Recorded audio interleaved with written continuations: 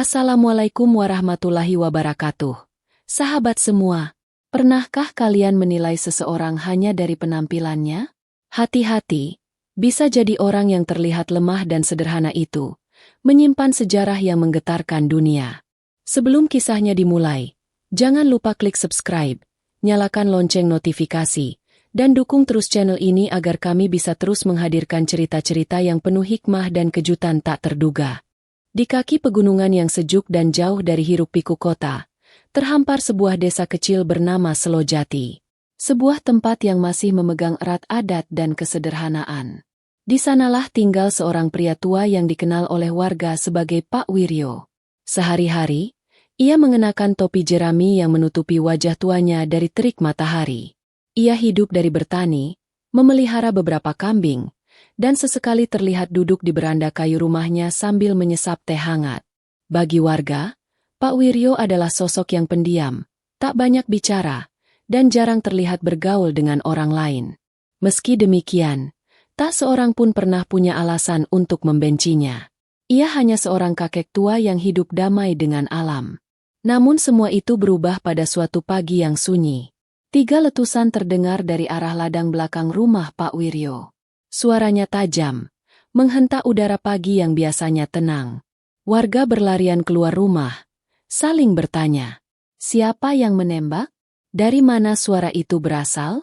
Tak butuh waktu lama, beberapa pemuda desa melapor ke kantor polisi sektor kecil yang baru saja diisi oleh seorang polisi muda dari kota. Namanya Bribtu Doni. Baru 3 bulan bertugas di sana, namun ia dikenal sebagai polisi yang tegas, bahkan cenderung terburu-buru dalam mengambil keputusan. Begitu mendengar laporan itu, Bribtu Doni langsung naik sepeda motornya. Dalam benaknya, ini adalah saat yang tepat untuk menunjukkan wibawanya sebagai penegak hukum. Ia belum tahu siapa Pak Wiryo sebenarnya. Yang ia tahu, ada suara tembakan, dan itu berarti pelanggaran hukum. Sesampainya di desa, warga langsung menunjuk arah rumah Pak Wiryo. Tanpa banyak tanya, Doni menghampiri rumah sederhana itu. Ia tidak mengetuk pintu. Ia langsung masuk ke dalam gubuk, membuka paksa ruang belakang tempat suara tembakan diduga berasal. Dan di sanalah ia melihatnya. Sebuah senjata panjang tergeletak di atas bangku kayu. Senjata itu dibungkus kain putih, namun bentuknya jelas. Sebuah AK-47. Senjata yang tidak mungkin dimiliki oleh warga sipil. Wajah Bribtu Doni berubah tegang. Matanya menajam. Napasnya mulai berat. Ia menoleh ke arah Pak Wiryo yang sedang berdiri memegang cangkul, menatapnya tanpa ekspresi. Pak tua, kau menyimpan senjata terlarang. Suara Doni tajam, penuh tuduhan. Pak Wiryo hanya menatapnya tenang. Nak, bukan semua yang kau lihat itu seperti yang kau kira. Namun bagi Bribtu Doni, itu hanyalah alasan. Ia langsung merogoh borgol dari sabuknya. Dengan tangan gemetar namun penuh emosi, ia menangkap sang kakek tanpa menunggu penjelasan lebih lanjut. Langkah-langkah berat Bribtu Doni menggema di jalan desa berbatu. Di satu tangan, ia menggiring Pak Wiryo yang tangannya sudah diborgol. Di tangan lainnya, ia membawa bungkusan kain putih berisi senjata AK-47 yang barusan ia temukan di rumah si kakek. Warga desa mulai berkumpul di tepi jalan. Rasa penasaran berubah menjadi kecemasan. Anak-anak dipanggil masuk rumah. Para ibu menutup mulut mereka, berbisik pelan. Tak ada yang menyangka hari itu desa Selojati akan menjadi pusat perhatian karena seorang kakek tua. Hei, itu Pak Wiryo kan? Ya Allah, masa dia punya senjata? Apa jangan-jangan dia semacam penjahat? Bisik-bisik di antara warga menyayat hati.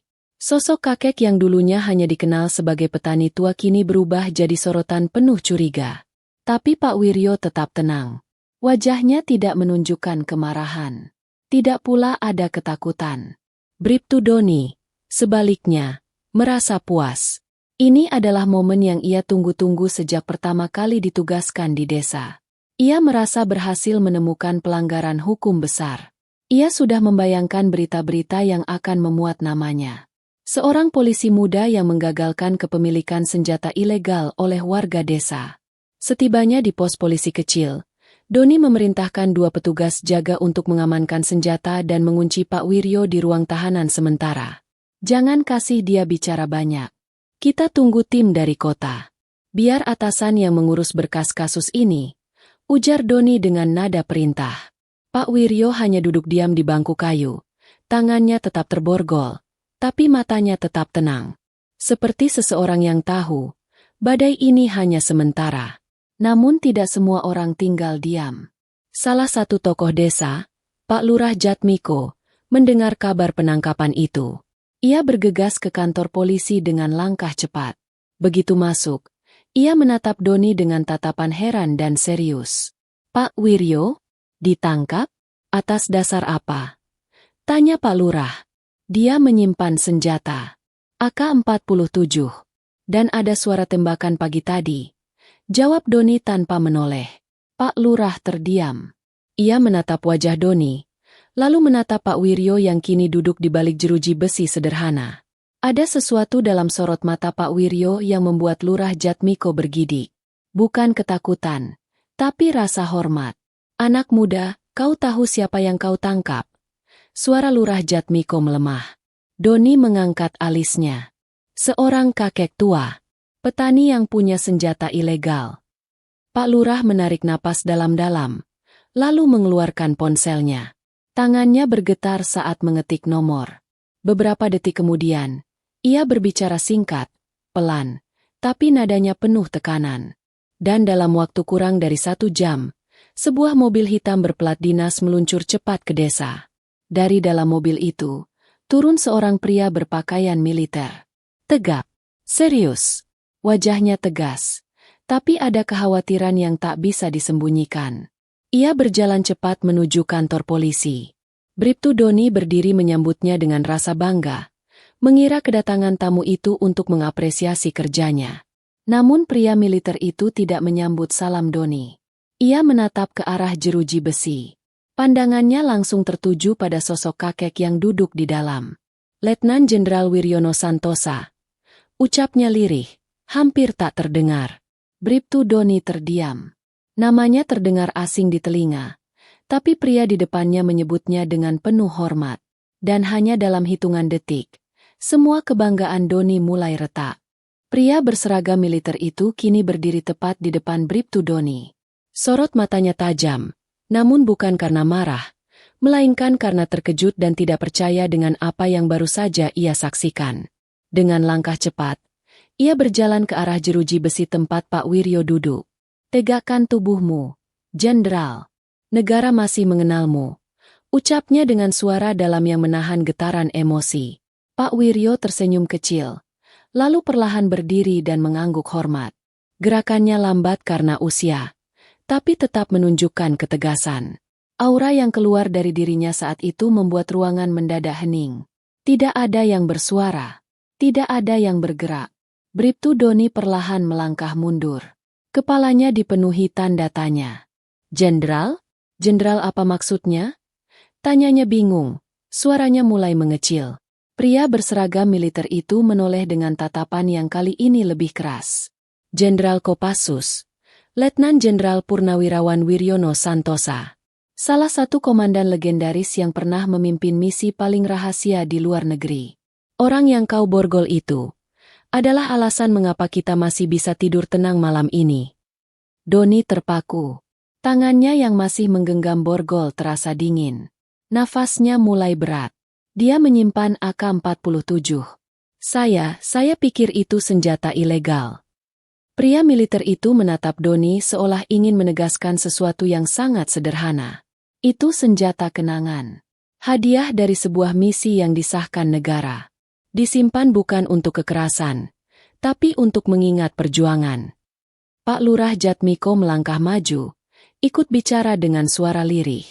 Kami tahu siapa dia, tapi Pak Wiryo sendiri yang minta agar tak ada yang membocorkan masa lalunya. Beliau ingin hidup tenang, kembali ke tanah kelahirannya, dan meninggalkan segala gemerlap pangkat dan jabatan. Pak Wiryo, yang kini berdiri di balik jeruji besi, hanya mengangguk. Aku sudah lelah dengan dunia senjata. Cukup aku yang tahu bagaimana rasa dingin besi itu di tangan. Sekarang, Biarlah aku memelihara kambing dan menanam cabai. Suasana kantor polisi berubah. Semua mata tertunduk. Rasa malu menjalar dari ujung ruangan hingga ke dada Doni yang mulai panas. Ia baru menyadari, telah menghina seseorang yang seharusnya dihormati. Ia telah memenjarakan sosok yang dulu berdiri paling depan saat bangsa ini dalam bahaya. Tangannya gemetar saat ia membuka kunci borgol Pak Wiryo.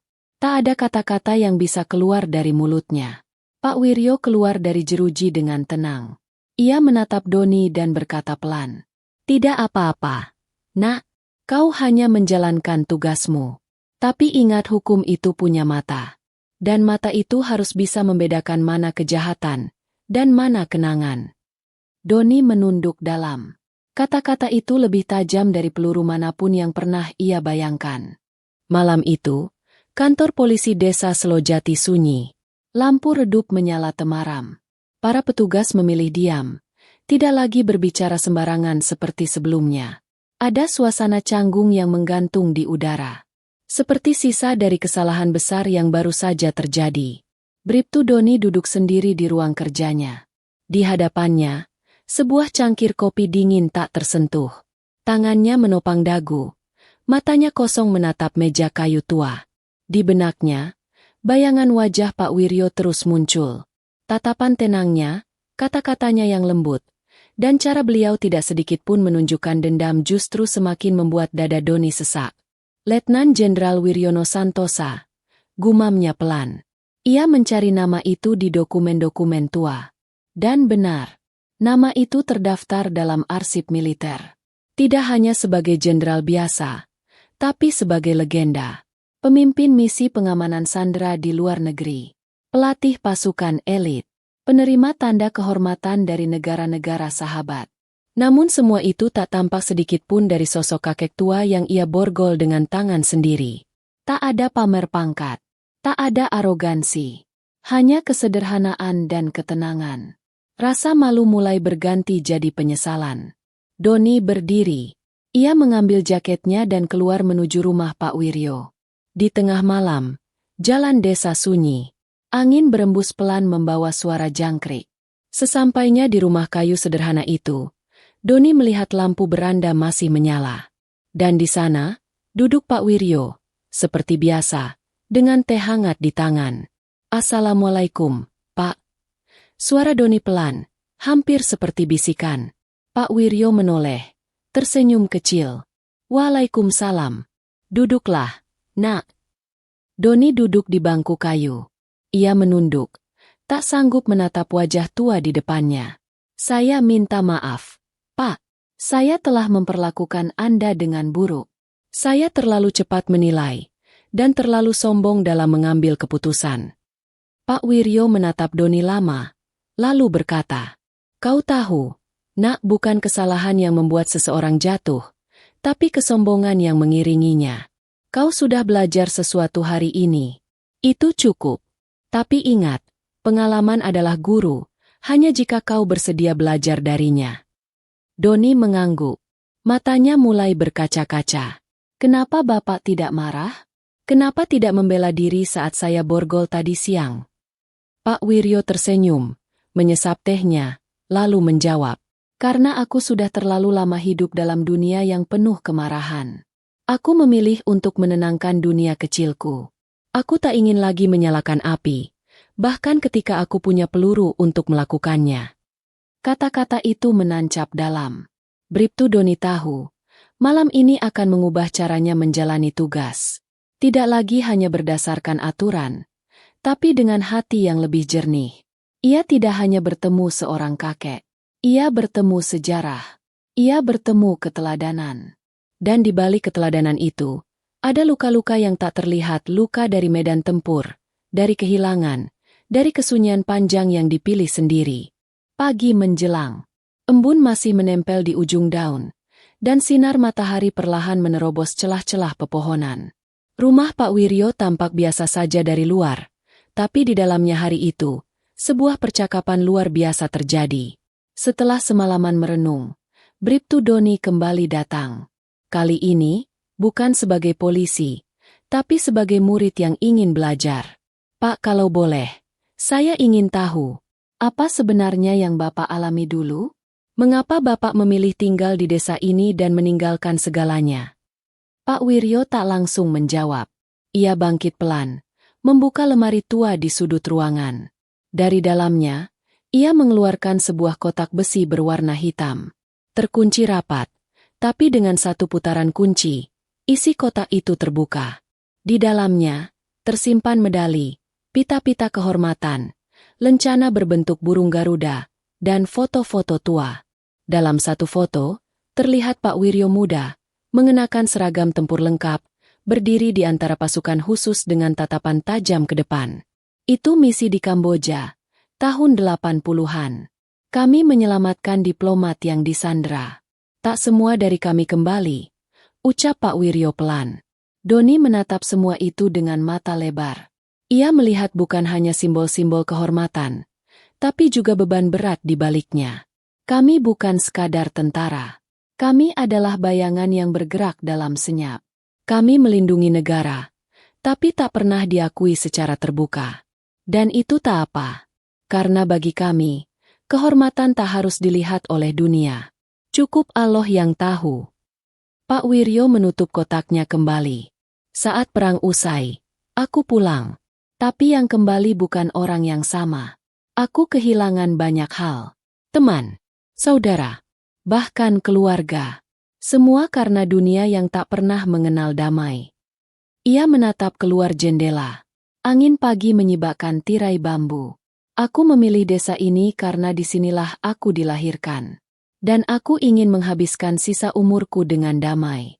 Menyatu dengan tanah, air, dan langit yang dulu aku bela dengan darah.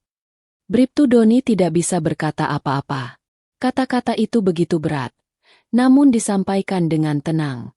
Ia merasa seperti sedang duduk di depan monumen hidup. Bukan sekadar seorang veteran, tapi penjaga sejati bangsa ini. Lalu, AK-47 itu? Tanya Doni akhirnya. Pak Wiryo tersenyum. Itu bukan senjata sembarangan. Itu milik lawanku yang akhirnya menjadi sahabat. Ia menyerahkannya padaku, sebagai simbol bahwa peperangan di antara kami telah usai. Sebuah pengingat, bahwa musuh pun bisa menjadi saudara jika kita saling memahami. Doni mengangguk perlahan. Ia baru mengerti. Segala yang tampak sederhana di rumah tua ini, menyimpan kedalaman yang tak terbayangkan. Dan di titik itu, ia bersumpah tidak akan pernah lagi menilai seseorang dari penampilannya. Tidak akan pernah lagi terburu-buru dalam bertindak. Ia belajar bahwa di balik wajah tua, bisa tersembunyi sejarah panjang yang membangun negeri. Beberapa hari setelah kejadian itu, suasana desa Selojati berubah. Bukan karena kejutan, tapi karena kesadaran. Kesadaran bahwa selama ini mereka hidup berdampingan dengan seorang pahlawan tanpa mereka sadari. Pak Lurah Jatmiko mengadakan pertemuan desa secara mendadak. Di lapangan kecil yang biasanya digunakan untuk upacara 17-an, hari itu digelar sebuah acara sederhana tapi penuh makna. Warga datang membawa makanan seadanya, duduk di tikar, dan membawa anak-anak mereka. Di tengah kerumunan, Bribtu Doni berdiri berdampingan dengan Pak Wiryo. Wajah Doni kini tidak lagi sombong, tapi tenang dan penuh hormat. Ia berdiri bukan sebagai penegak hukum, tapi sebagai pemuda yang ingin memperbaiki kesalahannya. Pak Lurah berdiri dan berbicara dengan suara lantang. Saudara-saudaraku sekalian, hari ini kita berkumpul bukan karena ada kesalahan, tapi karena ada kebesaran yang terlalu lama kita abaikan. Sosok yang kita panggil Pak Wiryo, kakek tua yang menanam cabai dan memelihara kambing sesungguhnya adalah Letnan Jenderal Purnawirawan Wiryono Santosa, pejuang kemerdekaan generasi terakhir dari pasukan khusus negeri ini. Warga menunduk. Beberapa mulai menitikan air mata. Anak-anak menatap kagum. Dan para pemuda yang dulu hanya melihat Pak Wiryo sebagai petani, kini memandangnya sebagai teladan. Bribtu Doni kemudian maju. Dengan langkah mantap, ia membuka topi polisinya dan menunduk di hadapan Pak Wiryo. Maafkan saya, Pak. Saya telah bertindak tanpa hati, menuduh tanpa tahu. Tapi hari ini, saya ingin menunjukkan penghormatan saya, bukan sebagai polisi, tapi sebagai generasi muda bangsa ini. Pak Wiryo tersenyum. Ia mengangkat tangan, menyentuh pundak Doni. Bangunlah, nak. Kau telah belajar. Dan itu lebih mulia daripada tak pernah salah sama sekali. Lalu, dengan perlahan, Pak Wiryo melangkah ke depan. Ia tidak berbicara panjang. Ia hanya menatap seluruh warga, lalu berkata, "Terima kasih karena hari ini, bukan aku yang kalian hormati, tapi sejarah yang kita semua miliki bersama. Jangan biarkan jasa menjadi debu. Jangan biarkan pahlawan menjadi sunyi." Tepuk tangan mengalun. Tidak meriah, tapi penuh perasaan. Dan hari itu, untuk pertama kalinya, Pak Wiryo berdiri bukan sebagai bayang-bayang masa lalu, tapi sebagai cahaya kecil yang menginspirasi masa depan. Dan Bribtu Doni? Ia tak lagi melihat tugas sebagai pelaksanaan hukum semata, tapi sebagai ladang amal. Tempat ia bisa menanam kebaikan, menyirami keadilan, dan memanen rasa hormat dari rakyat yang ia lindungi. Hari itu, di desa kecil bernama Selojati, sebuah kesalahan berubah menjadi pelajaran. Dan pelajaran itu akan terus dikenang.